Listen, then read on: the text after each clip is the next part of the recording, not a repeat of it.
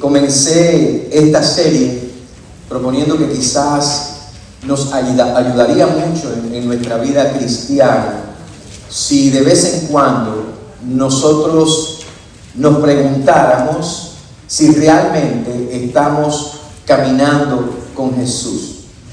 Y no estoy hablando de caminar con Jesús en el sentido de la compañía real de su presencia, caminando con Jesús, sino en el sentido de un verdadero discípulo, de un verdadero seguidor de Jesús. Estoy hablando de si estamos aprendiendo de Jesús diariamente, si estamos conscientes de su presencia con nosotros todos los días, si estamos en lo que aprendemos y caminamos, si estamos deteniéndonos donde Él se detiene, si estamos respondiendo a ciertas situaciones y circunstancias de la vida como Él respondería.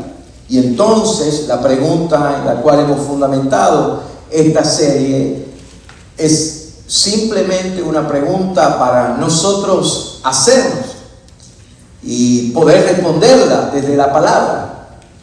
¿Qué significa caminar con Jesús diariamente como un verdadero discípulo del Señor Jesucristo en diferentes contextos, en diferentes circunstancias, situaciones, en diferentes experiencias de la vida? ¿Qué significa estar conscientes de la presencia de Jesús con nosotros en todo tiempo? Y en esto estuvimos hablando entonces con Jesús en el desierto. Fue el primer mensaje que compartimos. Vimos el desierto como la escuela de la oración. Luego nos movimos y ahí aprendimos varias cosas. En primer lugar, que el desierto es un lugar de confrontación y conflicto. También es un lugar de comunión, es un lugar de compromiso, es un lugar de capacitación. Todas estas predicaciones, si usted no las ha escuchado, están disponibles en la página web de la iglesia. Luego estuvimos con Jesús en las calles, nos fuimos a Jericó, allí el encuentro con Zaqueo. Y de ese encuentro también aprendimos algunas cosas.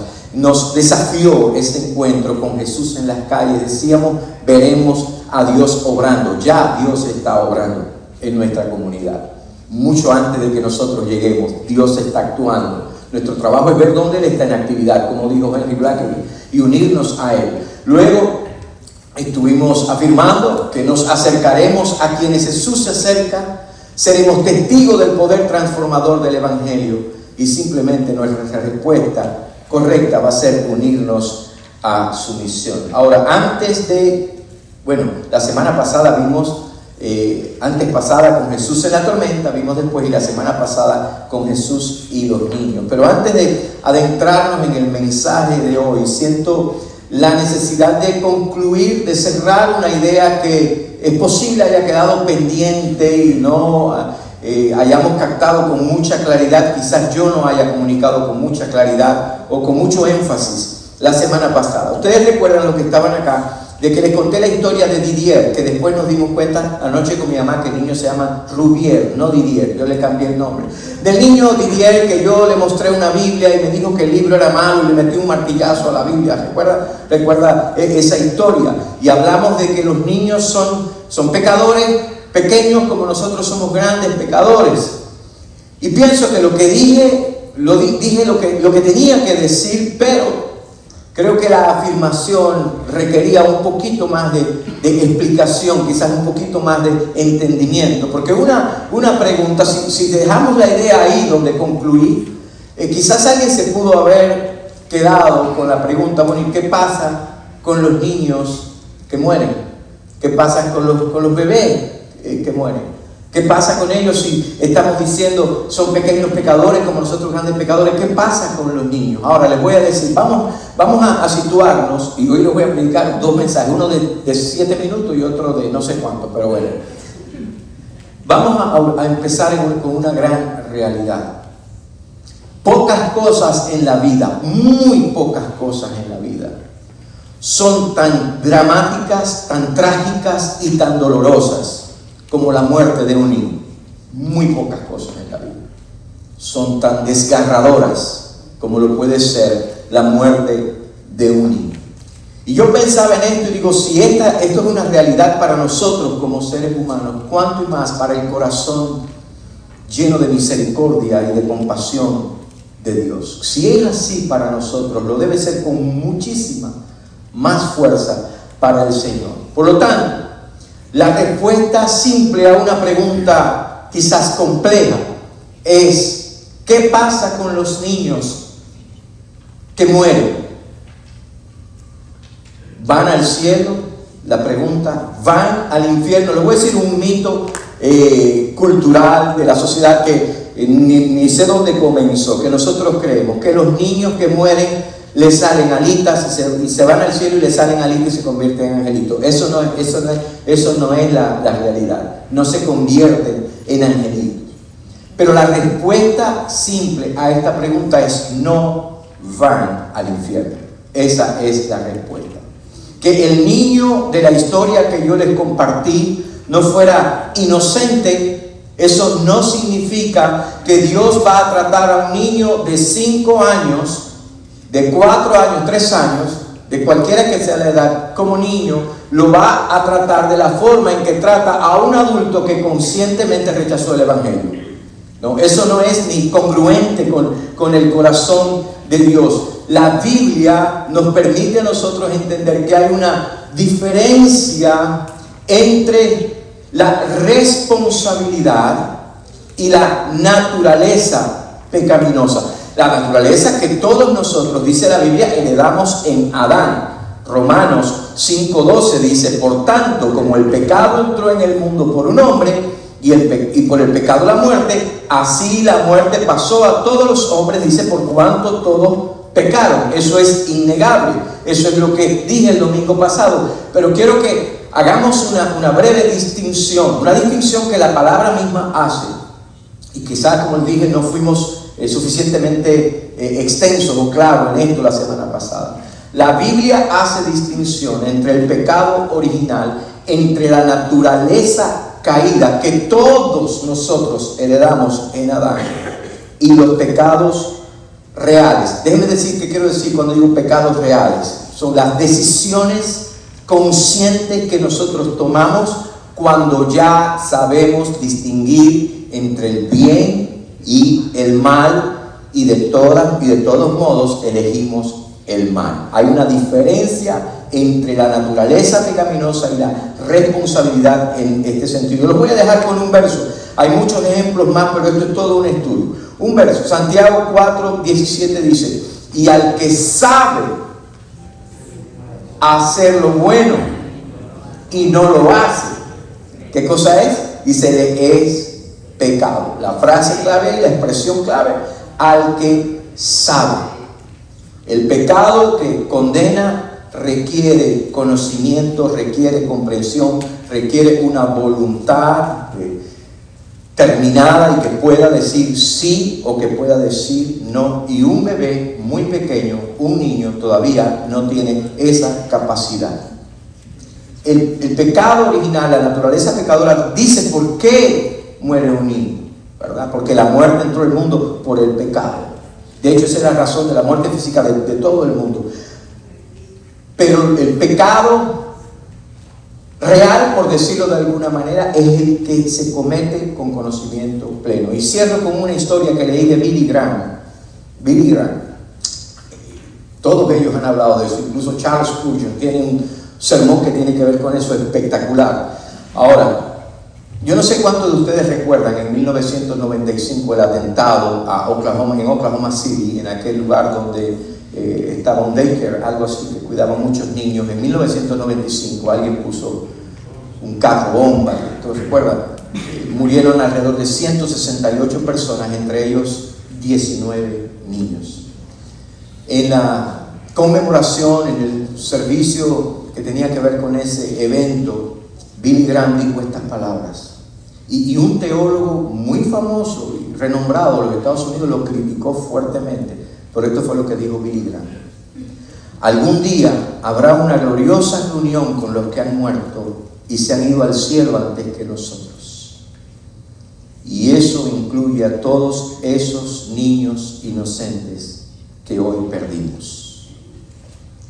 Y en realidad no están perdidos, porque cualquier niño tan pequeño está automáticamente en el cielo y en los brazos de Dios en el momento que muere.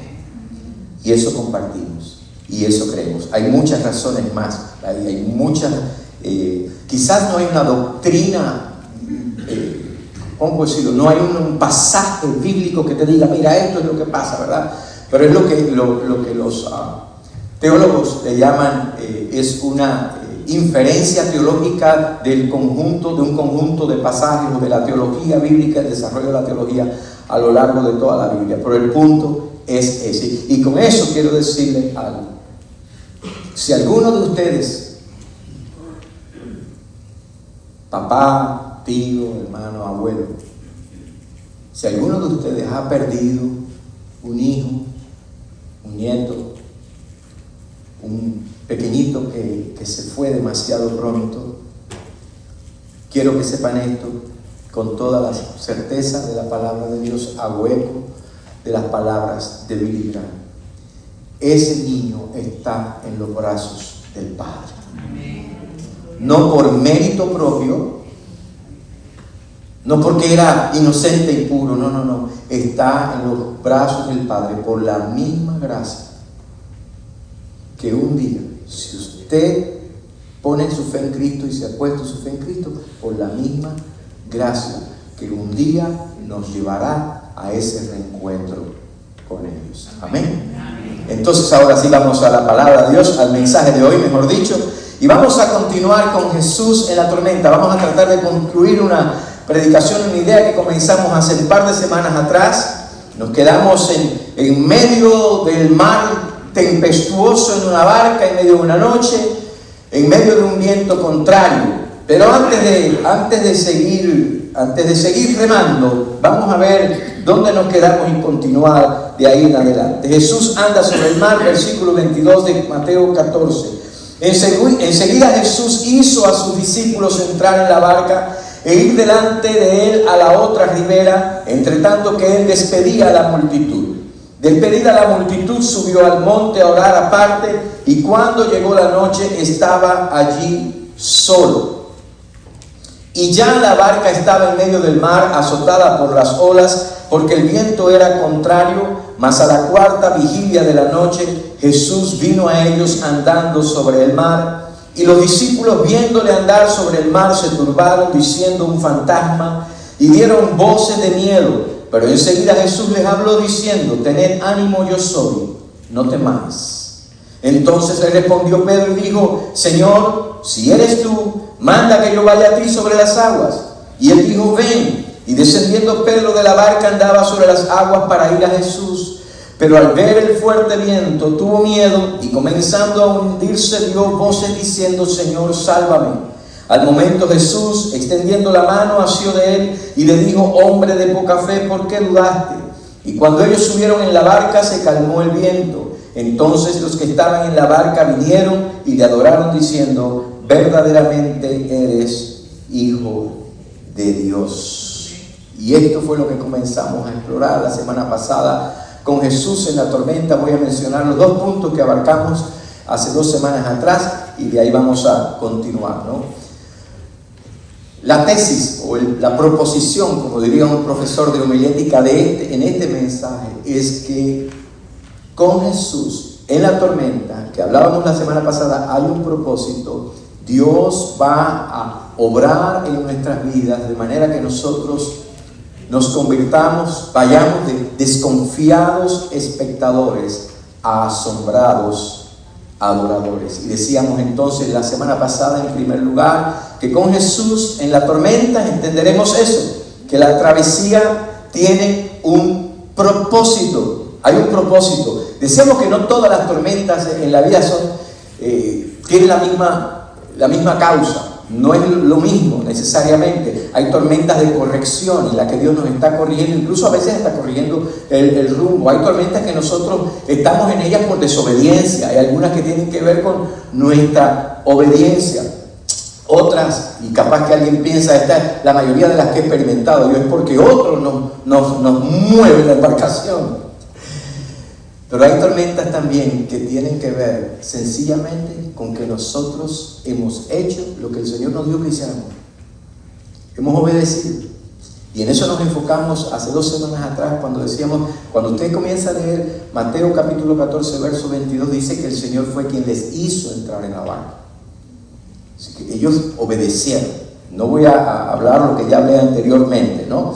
Segundo que veíamos la semana pasada es que con Jesús en la tormenta podemos contar con algo. Seremos guardados por su intercesión. ¿Recuerdan en la historia? Ellos se van en la barca, pero Jesús está en el monte. ¿Qué estaba haciendo Jesús? Orando. No sabemos la oración, no nos dice ahí el texto qué es lo que estaba orando, palabra por palabra, pero conociendo lo que la Biblia revela acerca de Jesús, podemos casi asegurar de que Él estaba intercediendo también por ellos. El punto es que no estamos solos, que el Señor intercede por nosotros. Y les decía el valor tan grandioso, tan importante, el valor de la intercesión. Aprecio mucho a las personas que oran por mí, a las personas que interceden por mí, por mi familia, por mis hijos, por el ministerio, por la iglesia. Pero déjenme decirle, aunque nadie orara por mí, aunque nadie intercediera por mí, y ese no es el caso, Jesús intercede por mí, intercede por nosotros, y eso es más que suficiente. Por lo tanto, volviendo a la proposición, con Jesús en la tormenta, entendemos que Él tiene un propósito en la travesía, entendemos que somos guardados por su intercesión, pero también vamos a ver algunas cosas más hoy para concluir esto, que son realmente gloriosas, ¿no? La travesía tenía un propósito, alguien estaba orando por ellos en el monte, era el Señor Jesús, pero llega el momento, versículo 24, y ya la barca estaba en medio del mar, azotada por las olas, porque el viento era contrario, mas a la 4ª vigilia de la noche, Jesús vino a ellos. ¿Sabe? Yo tengo la costumbre, yo me inventé mi propio código de colores para marcar la Biblia. Si usted abre mi Biblia va a encontrar que está marcada con diferentes colores, y yo entiendo lo que cada color me recuerda, lo que cada color significa. Y en este verso en particular no pude marcarlo con un solo color de los del código que yo tengo, porque todo lo que dice ahí en los versos del 24 al 25, especialmente en el 25, es por sí solo algo grandioso. Cada frase, cada palabra que está ahí es algo grandioso. Eso, lo más que pude hacer fue enfocarme en una realidad dentro del verso 25. Algo que está ahí que yo creo que es suficiente para nosotros y tiene que ver con el siguiente punto. Con Jesús en la tormenta seremos alcanzados por su presencia. Verso 25 dice, cosas maravillosas, la 4ª vigilia de la noche, en un ratito vamos a ver lo que quiere decir eso, vino andando sobre el mar, esto es glorioso, pero dice Jesús vino a ellos. Y yo pienso que eso sería suficiente para irnos de aquí hoy edificados, pero no se me vaya. Aquí está el corazón del mensaje. Y lo primero que quiero que note ahí es la demora, el tiempo. ¿Qué pasó? Ellos, decíamos hace 2 semanas atrás, salieron casi al caer la noche. Sin embargo, ¿a qué hora llega Jesús? Dice, llega la 4ª vigilia. Los judíos habían adoptado el sistema romano de las vigilias, del tiempo, de marcar el tiempo. En los tiempos del Nuevo Testamento lo dividían en 4 vigilias, pero la 4ª vigilia era entre las 3 y las 6 de la mañana. En una ocasión escuché a alguien decir que era el momento, que es el tiempo más oscuro de la noche, y luego me puse a leer y a investigar un poco para no repetir por ahí todo lo que escucho. Y astronómicamente, decía este artículo, astronómicamente no es el momento más oscuro, pero hay otras cosas que lo hacen oscuro, y en eso vamos a explorarlo un ratito. Solamente piense eso. Vamos a calcular, o algunos calculan alrededor de 9 horas,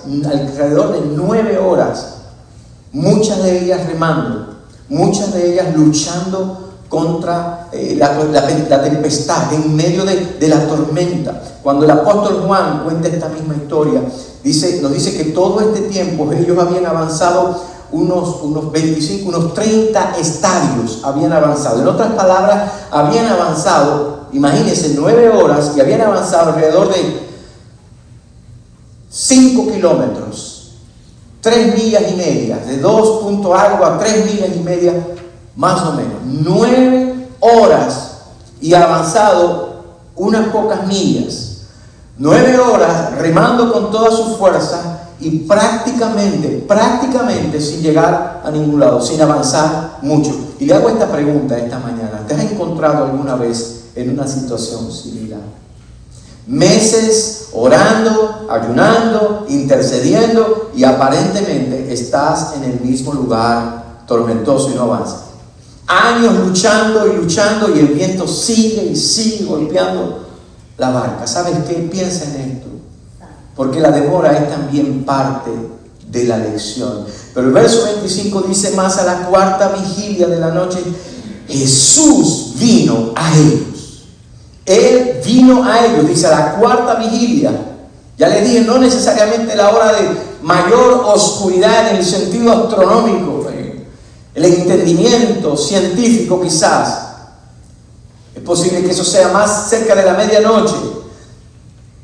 Pero es precisamente ahí, después de 9 horas, vamos a poner 9, 7, lo que quiera ponerle, pero después de unas cuantas horas remando, luchando con la tormenta, en la tempestad, es el momento, si no es el más oscuro, sí es el momento de más agotamiento físico. Yo no sé cuántos de ustedes saben remar y han estado en el mar alguna vez remando, en un bote, remando. Yo soy balsero, yo sé lo que es remar, y remar fuerte contra las olas violentas. Cuando digo balsero, para los que no saben, balseros somos los cubanos que no pudimos ser presidente y nos montamos en una balsa y vinimos para acá, para los Estados Unidos, remando. De esos somos unos cuantos. Y es una labor dura, por muy experto que seas, pescador, es una labor dura. Es el momento quizás no el más oscuro de la noche, pero físicamente muy agotador, extremadamente agotador. Pero no solamente piense eso, junto con eso, el desgaste emocional, lo que pueden haber estado sintiendo en medio de la tormenta. Este barco se va a pique, aquí nos vamos a ahogar todos. Y encima de todo eso, imagínense, estoy aquí recreando un poco, ellos pensando, y saber que fue Jesús el que nos dijo que nos montáramos en el barco. ¿Y dónde está Jesús? ¿Te has hecho esa pregunta alguna vez? Las olas golpean y golpean y golpean. ¿Y dónde está Jesús? Así que es el punto de un cansancio extremo. Está cercano al amanecer. Ellos quizás todavía no podían verlo. Y Jesús no llegaba hasta que llegó. ¿Alguien dice amén esta mañana? Así que en la primera vigilia comienza la lucha. A la cuarta vigilia, mire cuánto tiempo ha pasado. En el momento exacto. ¿Alguien necesita escuchar esto? En el momento exacto, el Señor llega. No llega tarde a tu tormenta. Él llega. Llega a la hora que más lo necesitas, aunque sea la hora en la que menos tú le esperas. Él llega.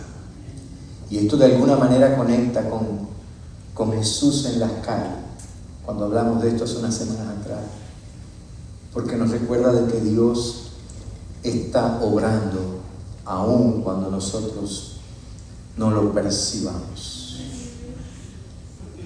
Ayer tuve un tiempo, un desayuno con un hermano, un joven, que me hablaba acerca de su vida. Nos fuimos a tomar un café juntos y compartimos.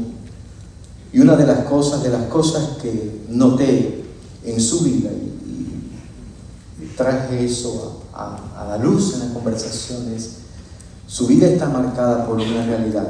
Muchas veces él ha notado Dios trabajando, y muchas veces Dios ha estado trabajando aunque él no lo note. Dios está obrando. Pero si eso no fuera maravilloso por sí solo, de que Jesús viene a la cuarta vigilia, viene en el momento de mayor desafío, más violento, más cansado, más emocionalmente drenados, agotados. No solamente eso, dice el verso 25, que viene andando sobre el mar. Piensen, ¿a qué le temían a ellos? A las olas violentas. Qué lindo el himno que cantábamos, ¿verdad? Sea la paz. Esas mismas olas que se levantaron, violentas, el viento, la tormenta, esas olas que ellos pensaron se los iba a consumir a ellos, se los iba a tragar, los iba a hundir.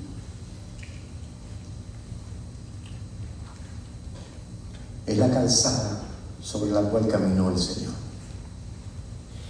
Aquello que parecía que los iba a destruir no es otra cosa que el camino por el cual camina el Señor. Está debajo de los pies del Señor. Las olas parecían que gobernaban, las olas parecían que los iba a sepultar, pero no fue otra cosa que el camino por el cual Jesús venía. En otras palabras, hermano y hermana, piensen en esto.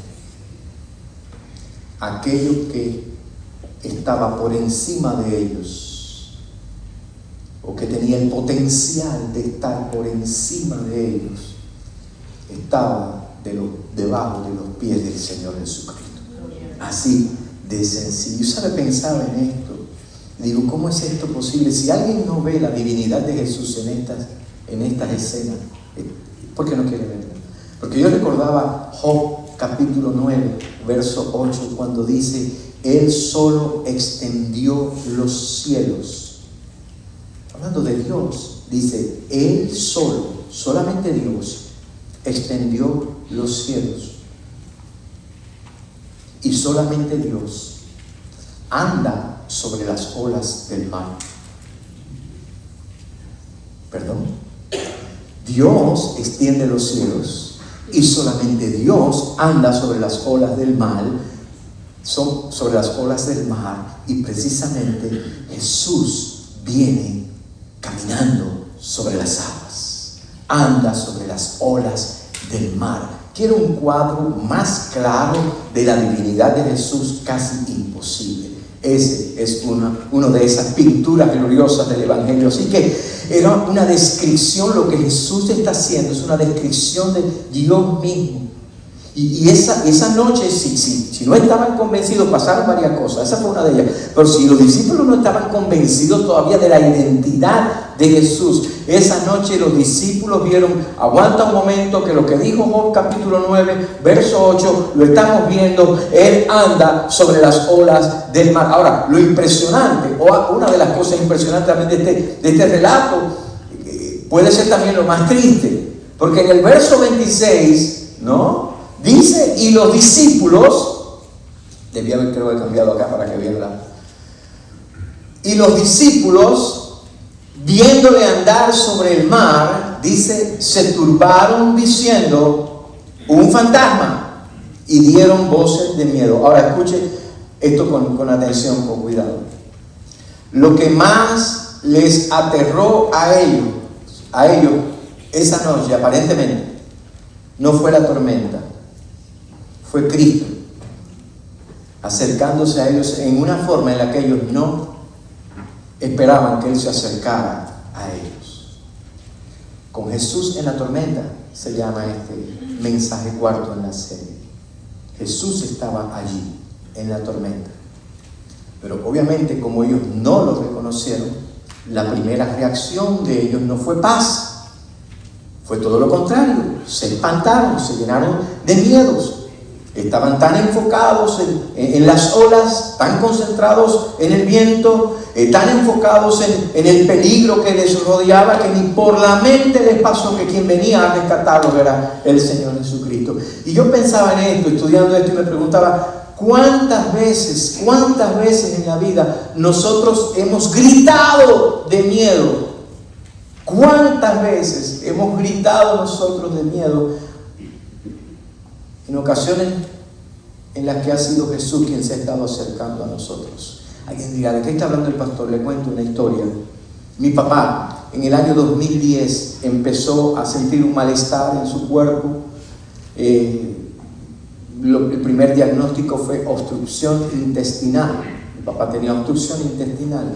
Y cuando Zulema, que siempre fue su asistente, su enfermera, la que más lo quería y todo, de todas las nueras, en serio, Zulema lo lleva al hospital, lo pasa por todo el proceso. Y fíjense que lo llevan a mi papá al hospital por obstrucción intestinal. ¡Qué miedo! ¡Qué desafío! Ahora tienen que operarlo y ahora tienen que hacer tantas cosas y él es una persona mayor y qué si no resiste. Y lo que veíamos nosotros era todo el peligro alrededor de él. Claro, no se lo decíamos a él, pero él también lo decía. Él no quería ir al doctor. Mi papá decía que él no quería ser amigo de doctores.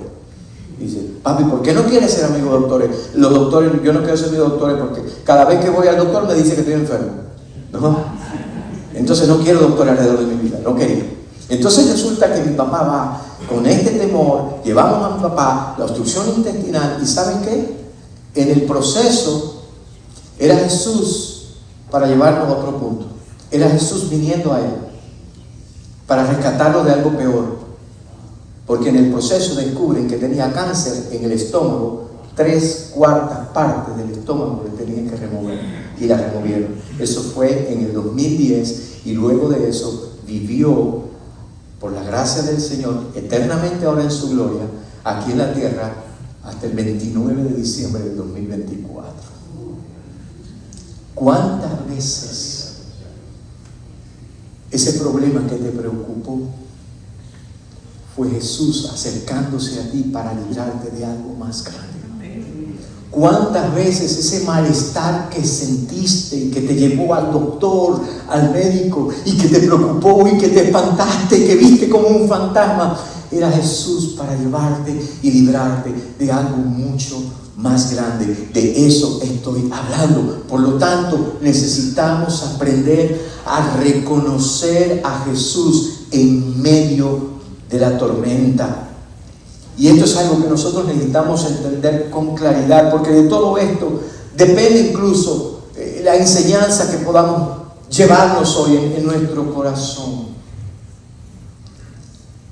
No reconocer su presencia, no discernir, no darnos cuenta, no quiere decir que Él no está, hermano. Él está.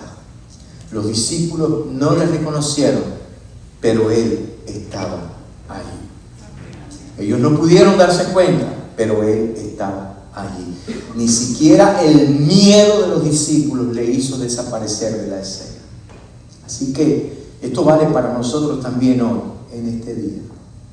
La tormenta no es prueba de que Él no está presente, no es prueba de su ausencia, pudiéramos decir. Lo que para usted es un silencio, tampoco prueba que Él no está presente, que Él está ausente. Que no haya llegado conforme a tu agenda, a tu calendario y el momento en que tú querías que Él llegara, no quiere decir que Él no viene. Él es el Dios. Siempre me acuerdo de la imagen de Jesús entrando a Jerusalén. He aquí tu rey viene a ti. Si hay algo que nos maravilla de la Escritura es que Él es el Dios que viene, Él es el Salvador que viene. Mire cuando lea el Nuevo Testamento cuántas veces Jesús vino, Jesús llegó, Jesús estuvo. Alabado sea el nombre del Señor Jesucristo. Amén. Pero luego dice algo también maravilloso. Verso 27 dice, pero enseguida hubo miedo. Jesús les habló diciendo, tened ánimo, yo soy, no temáis. Y si caminar sobre las aguas no es evidencia suficiente para alguien de su divinidad, la declaración y la afirmación que hace aquí en el verso 27, cuando dice tened ánimo, yo soy, sí quiere decir, obviamente, oye, soy yo, no se asusten, pero no, para un oyente judío, para personas que sabían lo que el yo soy significaba, un hombre caminando sobre las aguas y diciendo yo soy, no podía ser otra cosa que Dios mismo. Alabado sea el nombre del Señor. Recuerda la historia del encuentro de Moisés en la zarza ardiendo con el Señor, cuando respondió Dios a Moisés y le dijo: yo soy el que soy, y dirás a los hijos de Israel: yo soy, me envió a vosotros. Y por eso el relato no solamente termina con un mar calmado, termina con una confesión gloriosa. Y yo pienso que ahí es donde el Señor quiere llevar.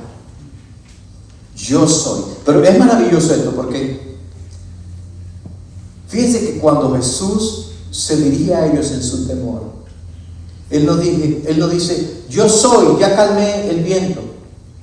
Yo soy, ya hice desaparecer las olas. Yo soy, en un par de minutitos, no se preocupen que esta barca va a llegar cuando yo digo que llega. No. El viento siguió incluso hasta el versículo 32. Lo único que Jesús les dio, lo único que Jesús les puso delante en ese momento de su temor, ¿sabe lo que fue? No es lo que Él iba a hacer,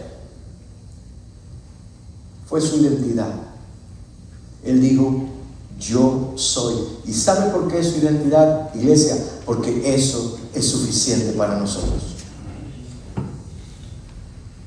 La confianza en nuestro Dios no descansa en que Él borre las olas. La confianza en nuestro Dios no está en que los vientos dejen de soplar. La confianza está en su identidad. La confianza está en Cristo. Yo soy. Él es Dios. Por lo tanto, con eso, todo lo que Dios es y todo lo que puede hacer, incluyendo recibir nuestra adoración. Por eso el Señor en Isaías es uno de mis versos favoritos. Se lo he dicho muchas veces porque fue el verso sobre el cual nos lanzamos nosotros al agua en una balsa en el 94. Isaías 43, 1, 2. Ahora, así dice Jehová, creador tuyo, Jacob, y formador tuyo, Israel: no temas, porque yo te redimí, te puse nombre, mío eres tú. Cuando pases por las aguas, yo estaré contigo, y si por los ríos, no te anegarán. Cuando pases por el fuego, no te quemarás, ni la llama arderá en ti. Amén. Fíjense que no dice, yo te redimí, mío eres tú. Nunca vas a pasar por las aguas. No dice eso. Nunca vas a pasar por el fuego. Dice: no, aún cuando pases, yo voy a estar contigo. Lo que Cristo nos promete no es simplemente y solamente protegernos en la tormenta, es su presencia. Alabado sea el nombre del Señor, con Jesús en la tormenta. Y por eso el salmista pudo decir en el Salmo 46, los primeros versos: Dios es nuestro amparo y ¿quiere decirlo conmigo? ¿Quiere leerlo a cuenta de 3? 1, 2 y 3. Dios es nuestro amparo y fortaleza, nuestro pronto auxilio en las tribulaciones. Por tanto, no temeremos, aunque la tierra sea removida y se traspasen los montes al corazón del mar, aunque bramen y se turben sus aguas y tiemblen los montes a causa de su braveza. Muévete al verso 10, 1, 2 y 3. Estad quietos. No dice: está quieto y miren que se fue la tormenta. Está quieto y mira que se apagó el fuego. Está quieto y mira que ya no hay más viento. Y dice: no, está quieto y reconoce: yo soy Dios. Alabado sea su nombre para siempre. Y obviamente aquí no está hablando de un problemita, está hablando de cosas profundas. Estar quietos. Así que dice: tened ánimo. Su presencia. Y en último lugar, no solamente su presencia, con Jesús en la tormenta seremos sostenidos por su mano. Y sabemos la historia de Pedro. No le vamos a dar a Pedro hoy por la cabeza, porque si nosotros no pensamos que hubiéramos quizás reaccionado diferente, pero conociendo al ser humano, muchos de nosotros somos bastante petrónicos. Verso 28: entonces le respondió Pedro y dijo: Señor, si eres tú, manda que yo vaya a ti sobre las aguas. De verdad que es difícil no meterle a Pedro aquí, pero de modo. si eres tú, vienes sobre las aguas, le dice yo soy, y todavía eres tú, pero bueno, ni modo. Y él dijo, ven. Qué paciencia la del Señor. Qué gracia, cuánta gracia. Si eres tú, manda que yo vaya sobre las aguas. Todavía dudo, no estoy seguro. Y el Señor le dice, Pedro, hace tanto tiempo que estoy como... No, ven. Me encanta esa petición de Pedro. Porque en el fondo lo que Pedro está pidiendo no es cualquier cosa. En el año 2017 yo estuve en Israel y nos pasearon, nos dieron un tour por el mar de Galilea. A mí nunca se me ocurrió